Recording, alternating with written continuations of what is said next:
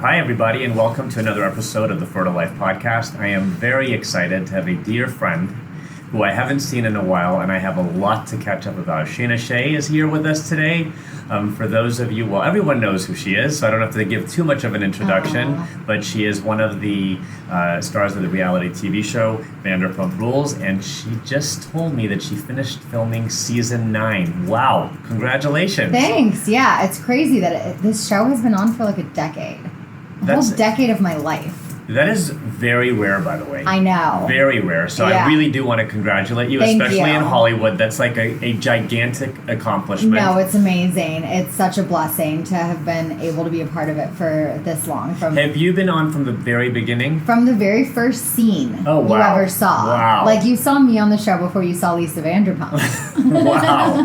That is amazing. That's amazing. What is like the newest, craziest thing that's going on?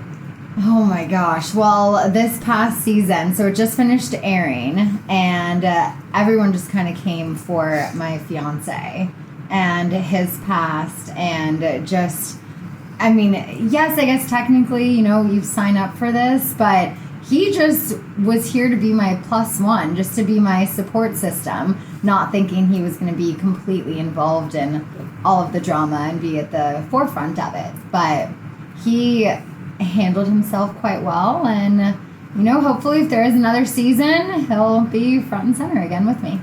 And he's like one of the nicest people in the world. So I hope they weren't too tough on him. No, they were pretty tough, but he can take it. He's Aussie, Kiwi, he's very tough, so it would take a lot to actually break him. I don't know that it's possible. That's hilarious. I'm sure there was a lot of entertaining moments there. Oh yeah, so many. so many. But yeah, it was a lot. That's fantastic. Well, I congratulate you on that season, and I hope that the next one, which I can bet money is going to be here before you know it. I think so too. There's like not one reason in my mind that it wouldn't. No, there's still so much story to tell. There's so much that we still have going on, and I think we'll get a season 10. I'm manifesting that. Yeah, of course. You got to manifest all the good things. You and I have manifested so much with each other. I know. And that's why I love that word that you use, because we have manifested so much out to the world, and it just came back at us. It's so crazy. And one of the big reasons I wanted to have you here is the Fertile Life Podcast. I'm really honored that you're here with me today. But we started this, and it's not only about fertility, and everyone who listens knows. It's about life. It's about your fertility journey, and everyone has a different path and where they're trying to get to. Mm-hmm. But I look up to you a lot for everything that you did while you were an active patient in my clinic. Thanks. For being so incredibly open about everything that you did, and how it really came back to you, and everything was a blessing. Definitely. So I want to kind of go back a little bit. Okay. Because there's some people that may not remember or are listening for their first time. A lot of my patients from the clinic and people that follow my Instagram page are really into the podcast now and enjoy learning. I love that. So since the podcast is newer, after our relationship took a little moment, I definitely want to go back. So if you want to remind everyone, how old were you when you came into my office? Let's see, I'm almost 37. I think I was 33 at the time. 34 maybe? 33. So 33, 34 years old. I like to tell everyone to become proactive and think about their fertility around 30, if not sooner, but it's hard to get people to come in their 20s. But you quickly learned a lot about your fertility and realized that we needed to get proactive. Definitely. Once I found out that I had low AMH levels, which, I never knew that was a thing. I never knew anything really about fertility until I saw you and got those initial blood tests done. And once I learned that, I will never forget where I was when you called me. And it was like one of those moments where I was like, are you sitting down? Because we need to have a talk. And I was in my bedroom in Marina Del Rey. I'm standing in front of my dresser, and I just sunk down on my bed, and I was like, oh my God, it's bad news. And when you told me my AMH, I think it was 0.26, and for my age at the time, I think it was 33 when I did the first round, 34 when I did the second, and I just knew right away I needed to be proactive because, like you said, that's a number that only decreases with age. So I knew I needed to do something about it if I ever wanted to be a mom, because it wasn't that I was infertile. It wasn't that it was impossible to ever get pregnant on my own, but you said it was unlikely with my levels being that low that I would just get pregnant naturally. So I was like, I need to freeze my eggs. In the world of fertility, I've learned over the last 18 years of my career to never say impossible. Yeah. Because I have seen the craziest things happen. I have a patient of mine that had 3 kids with an egg donor because her own eggs were done, and then got pregnant spontaneously with her own egg.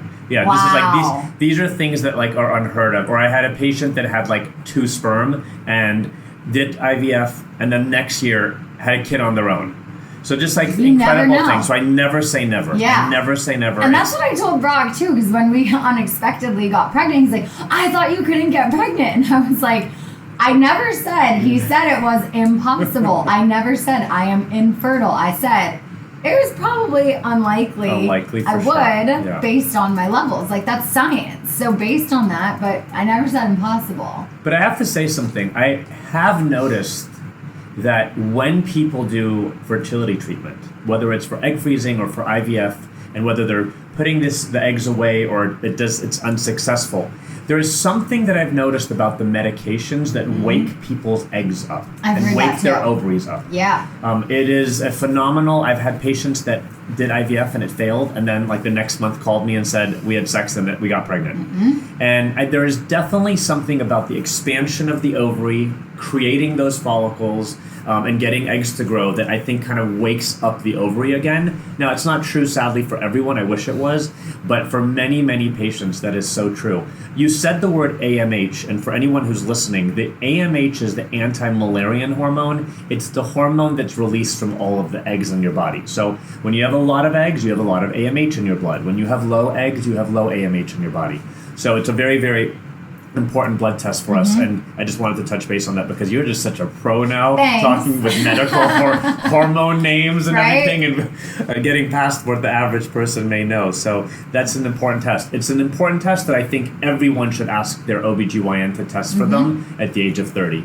And if they're not getting a clear, great answer on how they're doing, they should consult with a fertility specialist to understand exactly what it means. Yeah, I've had so many, thousands at this point, women reach out to me and just thank me for sharing my journey, ask questions, share their stories with me, just letting me know that because I was proactive, now they feel the strength to be proactive themselves. And it's incredible how much of a platform I have to be able to share this information with people. And that was why I wanted to be so open about it. I wanted to post every needle appointment, everything I could, just to show my journey. I wished I was vlogging at the time because it would have been such a good vlog. If we do freeze embryos or whenever we go through the process of IVF or any of that, like, I want to vlog every second of it because I didn't realize how many people my story would reach, and it was just incredible. And right now, like, my brain is going so fast with what you just said because we're going to talk after this recording.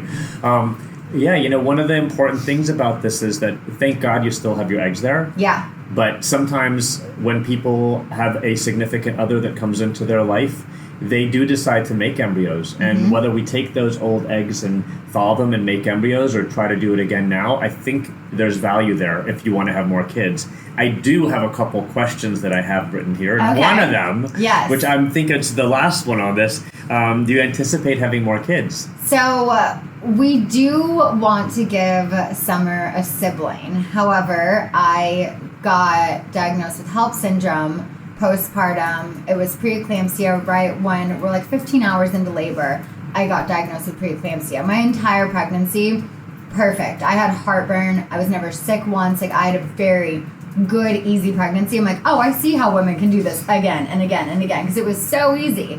Then we get into labor. We're like 15 hours in. My heart rate was so low. My blood pressure was so high. Her heart rate was dipping. It was literally terrifying and traumatizing. And then right after I had her, they told me that it advanced to HELLP syndrome, which I could have died. Like, that is something that could be so fatal with pregnant women. And I didn't know how serious it was at the time until I'm put on a magnesium drip. My baby comes out limp, not crying. They called her a mag baby.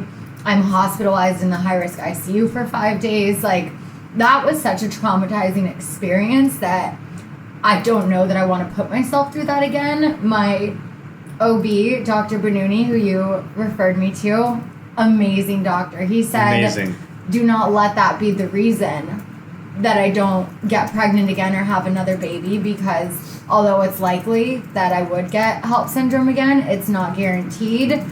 And they can induce me early. They can do a C-section. But I feel like just going into another pregnancy, knowing the likeliness of this happening again, knowing that I may have to have a C-section, deliver early, what if the baby's lungs aren't fully developed, like all of that going in, I feel like that anxiety and energy may transfer onto the baby, that I don't know that I want to put myself through that.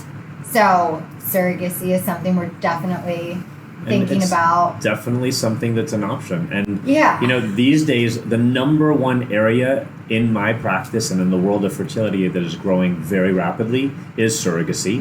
And we have that entire division called third-party reproduction in my office that helps people looking for surrogates, egg donors, and sperm donors. So anyone who needs a third person to help in that little process, we have that division. So I mean, we can always help with that, and you're very resourceful, and I'm sure that that's not going to be an issue whatsoever. Yeah. So I like the idea that you're thinking. I like the idea that you're being smart about your moves for the next one, but I could definitely see you being a mom of more than one. Yeah, and I think, I grew up an only child until my sister was born when I was like in 8th grade. So, I mean, we're 12 and a half years apart.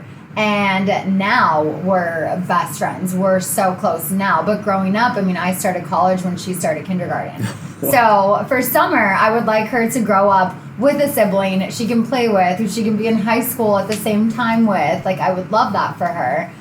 I just, at the same time, think about, is it worth potentially risking my life to naturally give her a sibling? I don't know. I don't know if we want to go surrogacy. We've also talked about there's always adoption. So we have our options, but if we do go the surrogacy route, I know that this year we're going to come in and see you and fertilize those 16 eggs and turn them into embryos and see if any are viable. If none of them are, we will do a round of freezing embryos and just start there. I have my IUD in right now. I'm like, we're not getting pregnant again right now. But I would love to give her a sibling. I just don't know how soon. But I'm also not getting any younger, so. I just am so impressed by all of the medical jargon that you've become an expert on, by the way. My eggs, and I'm going to thaw them, and I'm going to embryo them, and I'm going to do IVF, and oh my God, this is incredible. I taught you really well. You did. You really did. I appreciate that. I want to talk about your beautiful, beautiful little summer moon. I don't know if I know the story about the name. Okay. But she is the cutest, the Thank sweetest. You. That picture of you guys in Hawaii with the flower wreaths around your head, I just like, she's just so relaxed in your arm. I love it. I need to know a little bit about her. Okay, so her name, for me, I was a huge fan of Rachel Bilson and The OC, and her character's name was Summer. So I've always loved that name. And when we got pregnant, I asked Brock, I said, well, if it's a girl, do you like the name Summer? And he was like, I love that because I have a daughter named Winter. So he liked that they could kind of share that namesake. And that was great. And then Moon came because she was born on a pink full supermoon, which I didn't even know was a thing. And my entire pregnancy, I got really into like fertility crystals and just manifesting and praying. And every time there was a full moon, I would put all of my fertility crystals out and just manifest a healthy pregnancy after having the miscarriage. So the moon was something that already meant a lot to me. And then when I found out that she was born on a pink full supermoon, we just knew that that was the right name. I love that. Honey is Brock's mom's maiden name, and then Davies is her last name. So she has 2 middle names. Wow, what a lucky little girl. Tell me a little bit about her personality. Oh my gosh, she has a little attitude at times. Yesterday, I wonder where she got that from. We were like, does she have a fever? Is she getting sick, or is she just have attitude? Because it was just like, no. I like went up to her and she looked at me. She had her spoon with avocado on it and she looked at me and just threw it. And I'm like, because I'm going to pick it up. This game we play. But after like the third time, I'm like, now it lives on the floor. I'm not picking it up again. And she's like, rah! And I'm like, but for the most part, she is such a happy baby. She doesn't cry unless she needs to, unless it was yesterday when she just decided to have an attitude, because she knows, like, she can play us like a fiddle. She knows she will get whatever she wants. We're such suckers for her. You know what? That's so funny, but they know how to train us so well. Oh, yeah. Mm-hmm. They know how to train us so well, but that's great, because I love the fact that you got avocado thrown at you. Oh, yeah. And we worked so hard to do that for you. Yeah. And we're there. Good. I love that. Definitely. I love that. Parenthood is not always so clean, as we all know. No, not at all. Yes, and if you're really peed on me today. Well, I've had worse happen on me, by the way, but I'm not going to get into that right now. That is really, really incredible, and I'm so glad that she's so full. Did she have a lot from your fiance as well? Yeah.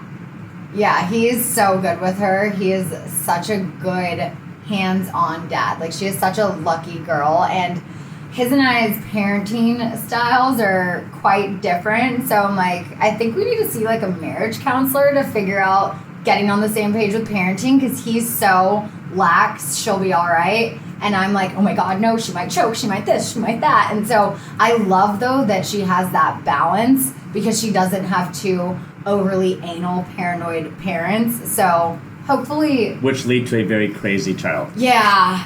So we're going to thank him for his laid back. I have to tell you, I think laid back parenting, as a parent of 4, and my oldest is almost 13, I think laid back parenting makes better balanced, calm kids. I bite my tongue all the time. I'm trying It's so hard. It's so hard. I'm the same as you. My wife is really laid back, and I'm not, but I try. Yeah. I try. Yeah. It's okay. It's a work in progress. We're all getting there. We're all trying to do that and move back. I'm very curious what like the feedback from the world was when they found out that you were having a baby and you had a baby, and if there was I know you get comments a lot on your social media. Yeah. I want to hear a little bit of it. I think it was kind of 50-50, where my fans and people who have followed me on my fertility journey and were watching my YouTube videos with Brock were very happy for me, because they knew that I finally found a good man. And then there are the people who only watch Vanderpump Rules, knew nothing about Brock other than, wow, she's only been dating this guy for 6 months and she's pregnant, she's desperate. So it was a little bit of both, but at the end of the day, I don't care what other people think. We absolutely were not trying. I mean, we weren't not trying. And it happened, and then I had a miscarriage, and that was the worst thing I've ever been through in my entire life. And I knew after that, Dr. Benuni said, wait 1 cycle, ovulate, have your period, and then your best chance at a healthy baby is to get pregnant that next month. And I was like, okay, so let's do it. And it was like we both weren't really in a place that we were ready to have a baby, but I felt like if we didn't try in that month, what if there was never a chance again? What if that was our window to naturally get pregnant for the only time? And if we didn't try then it would have to be IVF. It would have to be a surrogate. Like, we just didn't know. And so literally took one time, and there she was. And that was Yeah. I remember when you called me and said the first time you were pregnant, that was a big disappointment. It's always one of the most difficult things for a patient, as a physician, to have to be there with your patient and tell them on the screen it's not good news. But I'm really glad we got past that, and I'm glad that Dr. Benuni gave you great advice about trying right away. Yeah. Because I think that's true. I really, really do believe that there's something about fertility that brings fertility. So he gave you very, very, very good advice there. And I've heard even having the DNC procedure, as hard as that was, that could also kind of like wake up your body to have a healthy pregnancy after, if you do it at the right time. There's research out there that shows that when you scrape and clean the lining of the uterus, but very gently, I'm not saying like in a rough way, that the regeneration of the lining makes it very, very receptive to pregnancy. So that's why sometimes we do what's called an endometrial biopsy, just like a tiny biopsy inside of the uterus. And when you're removing that tissue, the next month, as it's repairing itself from that little biopsy you did, it has a higher chance of implantation. Yeah. And summer moon is the product of that. That's true. Yeah. That's true. Other than the show and being an amazing mom, you have plans of getting married? Yeah, so we are planning the wedding right now, actually. Wow. My sister and I are going to take a trip next month and look at some venues, see if that's the fit. We're kind of between a few countries right now. We started with Bali, and then we're like, well, what about just doing it in Australia or New Zealand or maybe Mexico or Bora Bora? Like, we're thinking of so many different places. We have a timeline of between August and November. So we definitely want to get married this year, but it just depends with, I mean, so many things are getting lifted now, and the restrictions with COVID and traveling, the borders are opening, but they could shut down at any minute. So we really want to do a destination wedding and hoping that works out. So the wedding planning has started.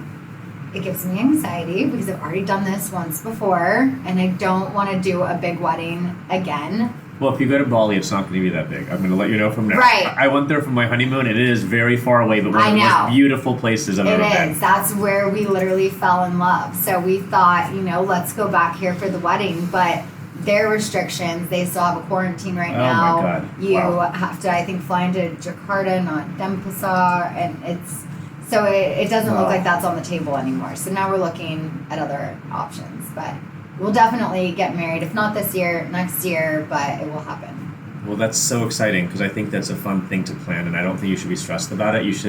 You're in a great place, and the baby's already here. Yeah, so then you don't have to worry about anything. Know. You can just make it the best, most fun event of your life.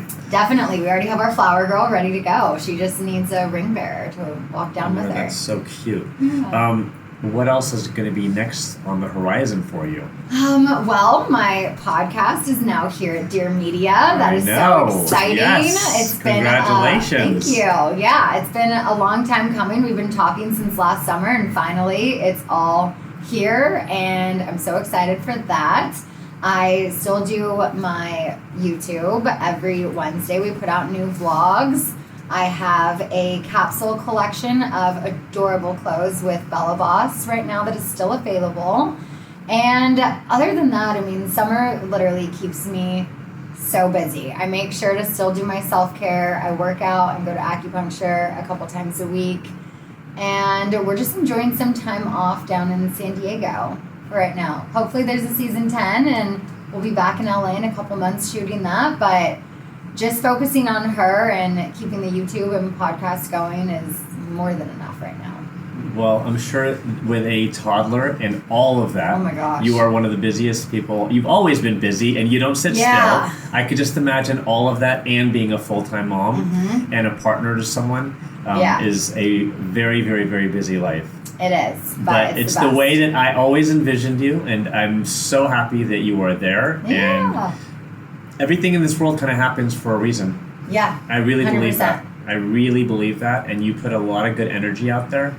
And we manifested a lot of good stuff, and good things happened. I know. Like, as hard as the miscarriage was, I couldn't imagine my life without Summer. And that was the silver lining. The only thing that, like, got me through it was, but I know the next baby wouldn't have been here if this didn't happen. So that baby just paved the way for her to come. And she's such a blessing.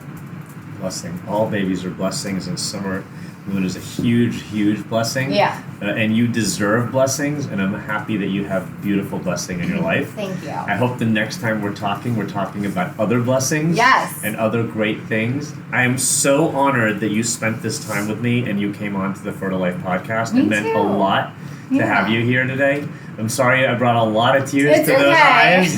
It's the only thing I really cry about is anything surrounding her, but the real thing. The things that really matter. Definitely. And those things that really matter are the things that we work so hard on. And if anyone deserves an award for working so hard before that to be prepared and make sure that this happens, you got a little gift. Thank you. Thank you so much for being here today with me. And I want to thank everyone for listening. Until the next episode of the Fertile Life podcast, goodbye, everybody. Bye.